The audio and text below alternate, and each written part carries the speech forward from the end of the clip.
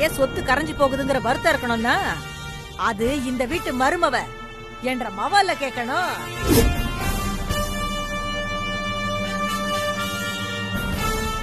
இல்லைன்னா செலவு பண்ற ஒன்ற அம்மா கவலைப்படணும்.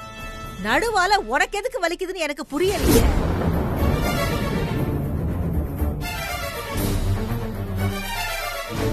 ஒத்த வார்த்தையை அளந்து பேசுங்க. உங்கள மாதிரி எனக்கு வாய் கொஞ்சம் நீளம்தான். என்கிட்ட தப்பா பேசுனீங்கன்னா யோசிக்காம திருப்பி கொடுத்துருவேன். ஆமா அகல்யா, நீ கொஞ்சம் அமைதியா இரு.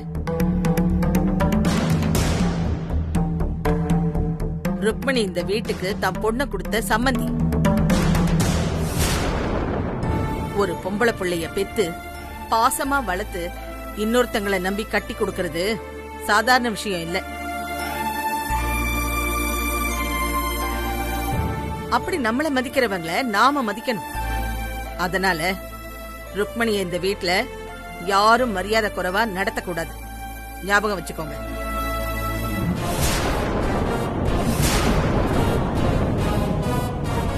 நல்லா சொன்னீங்க சம்மந்தி. உங்க பொண்ணுக்கு இப்பவாவது மரியாதை கொடுக்கறதுனா என்னன்னு புரியுதான்னு பாப்போம். அப்போ உங்களுக்கு நான் இத்தனை நாளா மரியாதை கொடுக்கலன்னு சொல்றீங்களா? வா ஆதிரா, வா அகிலா, ரெண்டு பேரும் உங்களுக்கு பிடிச்ச துணியை எடுத்துக்கோங்க.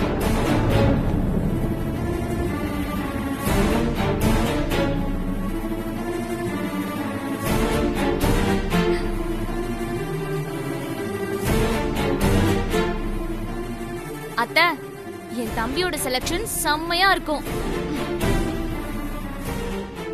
அகிலா, முன்னாடி வந்து நில்லு. அடே முன்னாடி வாடா. வா, வந்து புடிச்சதை எடுத்து கொடு.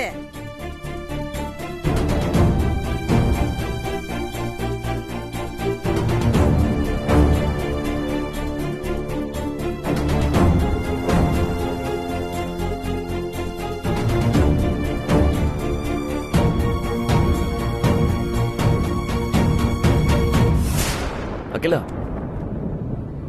அது சாருமதிக்கு தான் நல்லா இருக்கும். ஆதிரா கலருக்கு அது சூட்டே ஆகாது.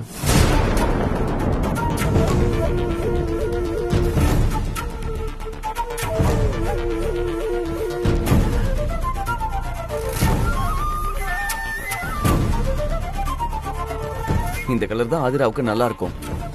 இந்த டிசைன் அவ ஹைட்டுக்கு பொருத்தமா இருக்கும்.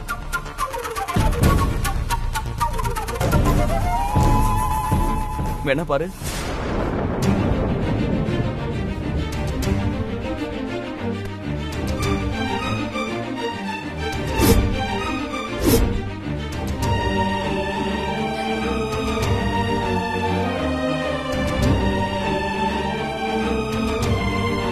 பாத்தியா, நல்லா இருக்குல்ல?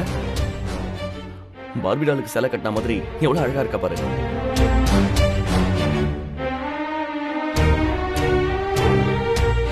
நீங்க என்னமா சொல்றீங்க? ரொம்ப நல்லா இருக்கு திருமாரா. நீ சொன்னது சரிதான். அகிலம் செலக்ட் பண்ண சேலை சாருமதிக்கு தான் கரெக்டா இருக்கும்.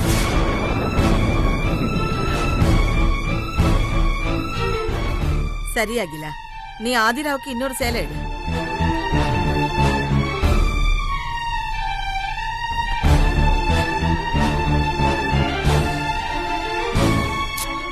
இதுவும் நல்லதா இருக்கு.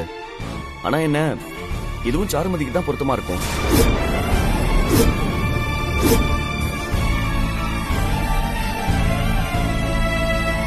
ஒரு நிமிஷம். இது ஆதிராவுக்கு சிம்பிளா சூப்பரா இருக்கும்.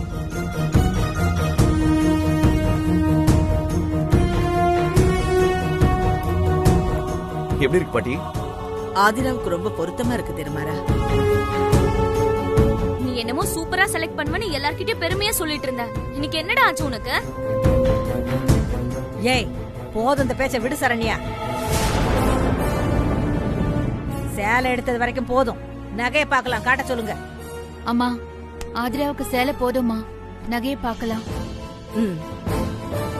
நகையை காட்டுங்க. இதோ எடுத்துட்டு வரமா.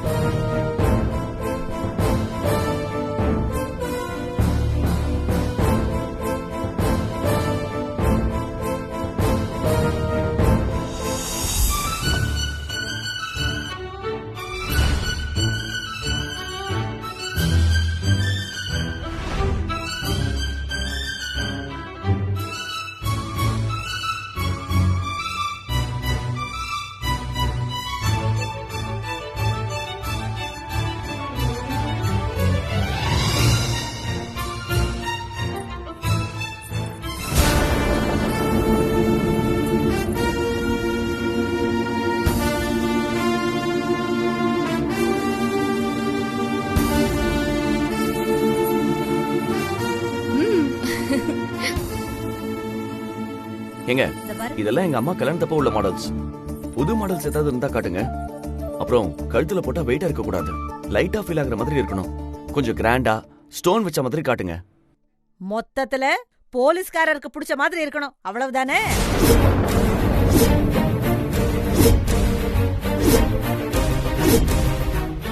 என்ற மக போன் பண்ணி தம்பிக்கு கல்யாண சம்பந்தம் வந்திருக்குன்னு சொன்னதும் நானும் போட்டதை போட்டபடி விட்டுட்டு பையனுக்கு கல்யாணம்னு சந்தோஷமா ஓடியாந்த. இங்க வந்து பார்த்தால தெரியுது மாப்பிள என்ற மவன் இல்ல இந்த போலீஸ்காரருன்னு.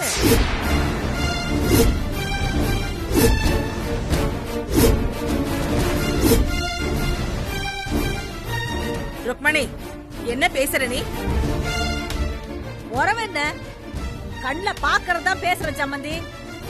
இந்த போலீஸ்காரர் என்னவோ என்றமவன் செலக்ட் பண்றத வேணான்னு சொல்லிட்டு அவர் சேலை எடுத்து கொடுக்கறதும் அத நல்லா இருக்கான்னு கேக்குறதும் நீங்க எல்லாரும் அதுக்கு ஜிஞ்சம் கட்டுறதும் நான் எல்லாத்தையும் பாத்துக்கிட்டு தான் இருக்கேன்.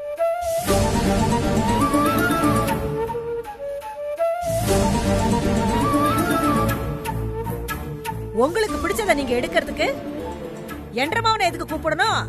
வேடிக்கை பாக்குறதுக்கா?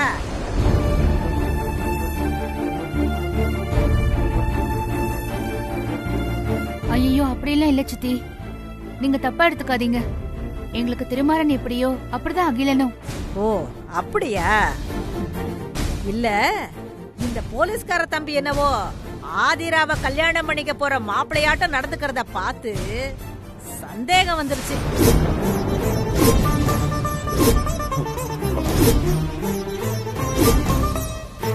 நாளைக்கு கல்யாணத்துல ஆதிரா கழுத்துல இந்த போலீஸ்கார தம்பிதான் தாலி கட்டுவாரோன்னு நினைச்சுக்கிட்டேன்.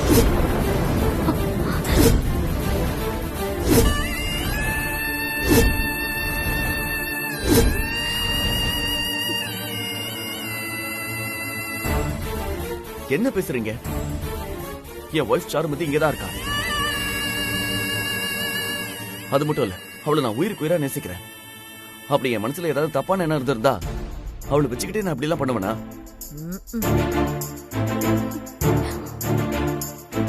ஆமா சித்தி, திருமாறன் மனசுல எந்த தப்பான எண்ணமும் இருக்காது. அவன் ஆதிரா மேல இருக்கிற பாசத்துலதான் இப்படி எல்லாம் பண்றான். ருக்மணி, திருமாறன் ஆதிராவுக்கு சேலையை தேர்ந்தெடுத்தத நீ தப்பா நினைக்காத. சின்ன வயசுல இருந்தே மதியழகன்னா திருமாறனுக்கு உயிர். அதே மாதிரிதான் சுபத்ரா மேலையும் அவனுக்கு சொல்ல முடியாத அளவுக்கு பாசம் இருக்கு.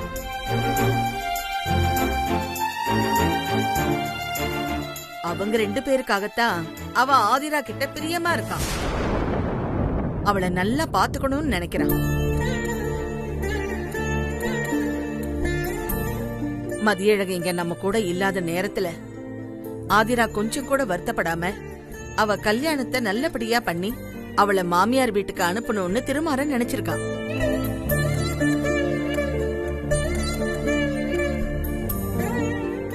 புரிஞ்சுதா? இதுல நீ தப்பா நினைக்கிற அளவுக்கு ஒண்ணும் இல்ல. கொஞ்சம் சத்தம் அதிகமா கொடுத்தா மொத்தமும் கையில இருந்து போயிரும் போல இருக்கே.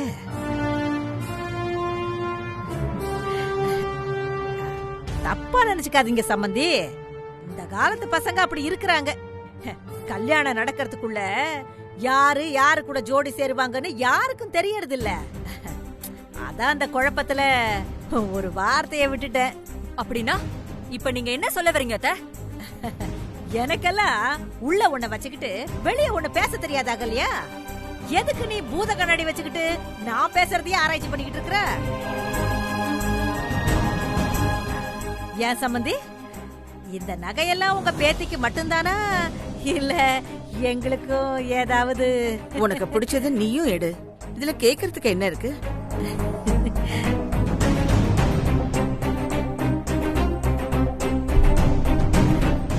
நகைக்கடைக்காரரே, கேட்டீங்களா? எனக்கு எப்ப இருந்தோ 7 வட சங்கிலி யாராவது வாங்கி கொடுத்தா போட்டுக்கணும்னு ரொம்ப ஆசை. என்ற ஆசை இன்னைக்கு தான் நிறைவேற போகுது. ஐயோ, மா, நீ சாதாரண ஆள் இல்லம்மா. நானும் எதுக்கு நீ தேவையில்லாம பிரச்சனை பண்றியோன்னு நினைச்சேன். எல்லாம் இந்த காரணத்துக்காக தானா? ருக்மணி, உனக்கு என்ன வேணுமோ வாங்கிக்கும். ஆனா இனிமே ஆதிராவை பத்தி ஒரு வார்த்தை விடுறதுக்கு முன்னாடி 100 வாட்டி யோசிச்சுக்க. ஆதிரா மனசு வருத்தப்படக்கூடாது, அழக்கூடாது, ஞாபகம் வச்சுக்கோ.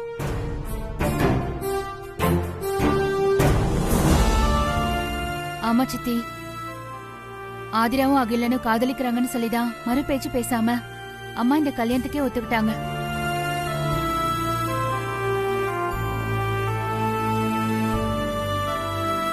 ஆதிரா உங்க வீட்டுல சந்தோஷமா இருந்தா தானே நாங்க இங்க சந்தோஷமா இருக்க முடியும்.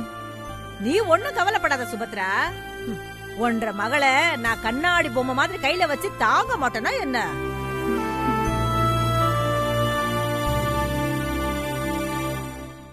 கல்யாணத்துக்கு அப்புறம் அகிலனையும் ஆதிராவையும் இந்த வீட்ல என் கண்ணு முன்னாடியே வச்சுக்கணும்னு ஆசைப்படுறேன். இதுல என்ன இருக்கு சம்பந்தி? உங்க இஷ்டம். நீங்க என்ற மவனை நல்லபடியா பாத்துக்கிட்டா எனக்கும் சந்தோஷம் தானே.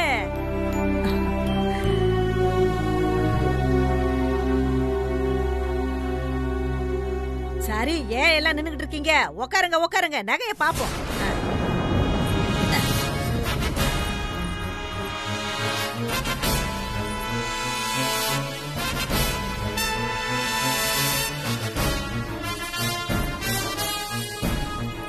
மருமக வீட்ல இல்லனா சாப்பாடு செலவு மிச்சம் நினைக்கிற ரகம் போல இருக்கு.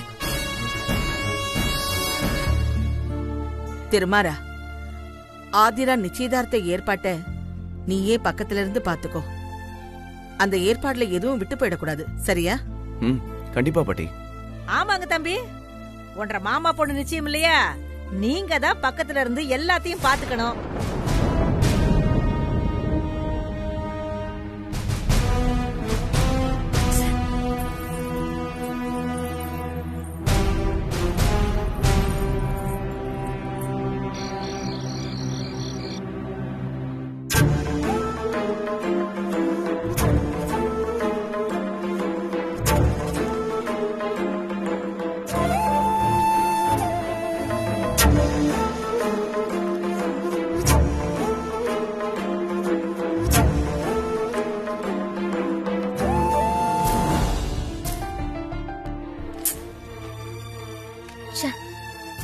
இந்த அகிலனுக்கு மட்டும் எப்படி எல்லாமே சரியா நடக்குது? தண்ணி பட்ட இந்த இன்னொரு பேசஞ்சர் பேரும் பிஎன்ஆர் நம்பர்ல இருக்கிற டிஜிட்டும் அழிஞ்சு போயிருக்கு. ஒருவேளை அகிலனோட லவருக்கு ஏதாவது மாயசக்தி இருக்கா என்ன? அன்னைக்கு என்ன கட்டி புடிச்சு லவ் பண்றேன்னு சொன்னப்போ அந்த பொண்ணு ஸ்டோர் ரூம்ல தான் இருந்தா. அந்த ஸ்டோர் ரூம்க்கு ஒரே ஒரு கதவு தான் இருக்கு. அவ எப்படி வெளியே போனானே தெரியல. ஒவ்வொரு தடவையும் என்கிட்ட கரெக்டா தப்பிச்சிடுறான். இதோ இப்ப அவ பேரு கூட அழிஞ்சு போயிடுச்சு.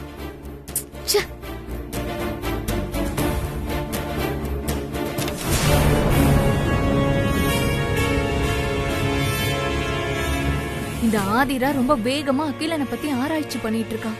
நாம் அவ கூட இருந்து அவளுக்கு உதவி பண்ற மாதிரி நடிச்சுதான் அவளோட பிளான் என்னன்னு தெரிஞ்சுக்கணும்.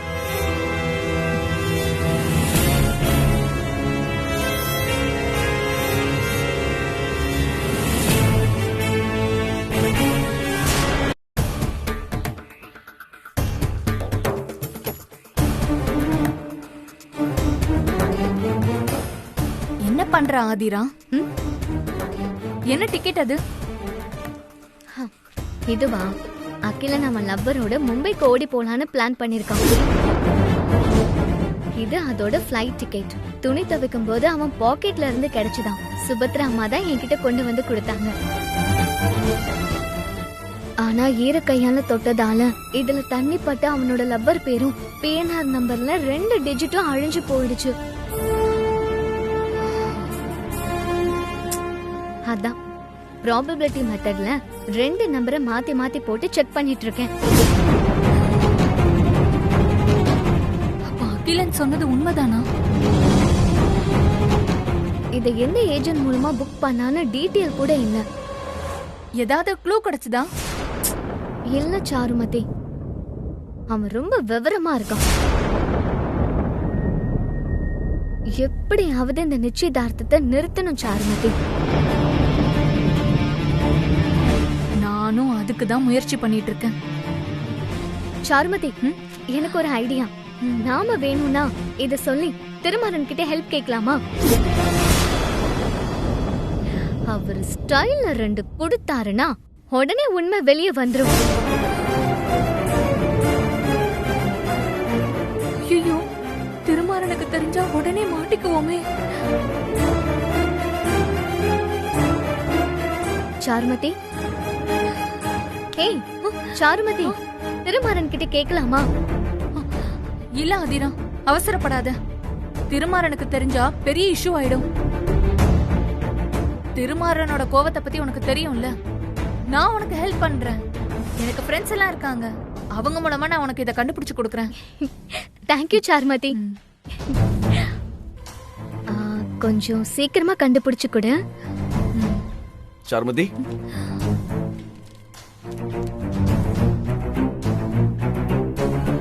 என்ன 2 பேரும் அமைதியா டிஸ்கஸ் பண்ணிட்டு இருக்கீங்க?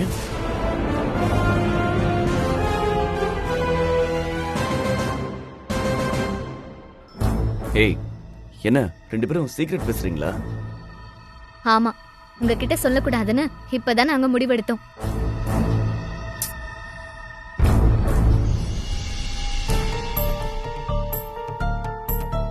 யாரு நீங்க 2 பேருமா? Okay okay. Anyway, congratulations. உனக்கு என்கேஜ்மெண்ட் ஃபிக்ஸ் ஆயிருக்கு. அடுத்து உடனே உன் பர்த்டே வரப்போகுது. பர்த்டே முடிஞ்சதும் உனக்கு இமிடியேட்டா கல்யாணம் தான். இந்த மாசம் பூரா ஒரே கொண்டாட்டம் தான்.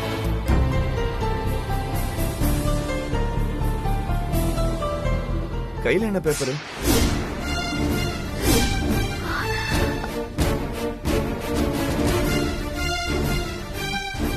அது வந்து என்ன இவ்வளவு யோசிக்கிற? குடு.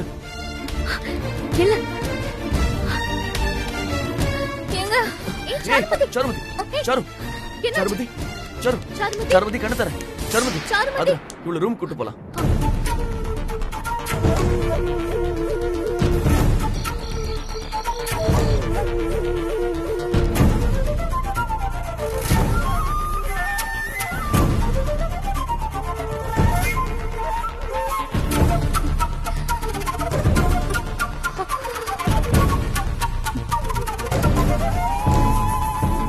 சாருமதி, நீ இங்கேயே படுத்துட்டு இரு.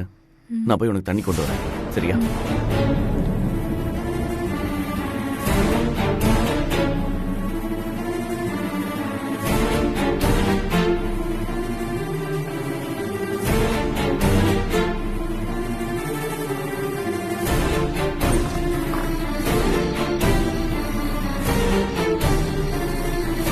சாரு, சாரு,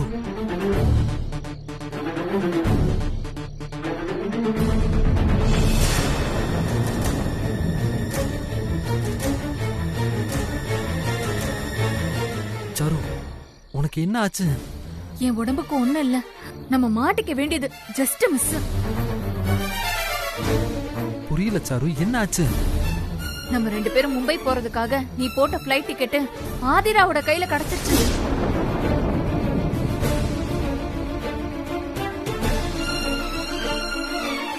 என்ன சொல்ற? ஆமா, நானே பார்த்தேன். அப்படின்னா நம்ம 2 பேரும் லவர்ஸ் ஆதிராவுக்கு தெரிஞ்சிருச்சா? இல்ல இல்ல, டிக்கெட்ல தண்ணி பட்டு என் பேர் அழிஞ்சு போச்சு. உன் பேர் மட்டும் தான் தெரியுது. ஆனா ஆதிரா அதோட விட மாட்டா. அகிலா டிக்கெட்டை வச்சுக்கிட்டு என் பேரை கண்டுபிடிக்க ட்ரை பண்ணிட்டு இருக்கா. நம்ம கொஞ்சம் கேர்ஃபுல்லா இருக்கணும் அகிலா. எப்போ யார்கிட்ட மாட்டிப்போன்னு தெரியல. அந்த ஆதிராவ ஏய் அகிலா, சொல்றத கேளு, நில்லு. நீ கோவப்பட்டனா அவ இன்னும் ஃபாஸ்டா உன் லவர் யாருன்னு கண்டுபிடிக்க ட்ரை பண்ணுவா. அப்புறம் இன்னொரு விஷயம், நாளைக்கு உனக்கும் ஆதிராக்கும் நிச்சயதார்த்தம் நடக்க கூடாது. எந்த சூழ்நிலையிலயும் நீ அவ கையில நிச்சயதார்த்த மோதிரத்தை போடக்கூடாது. போட மாட்டேன்னு என் கையில சத்தியம் பண்ணு. சத்தியம் பண்ண அகிலா.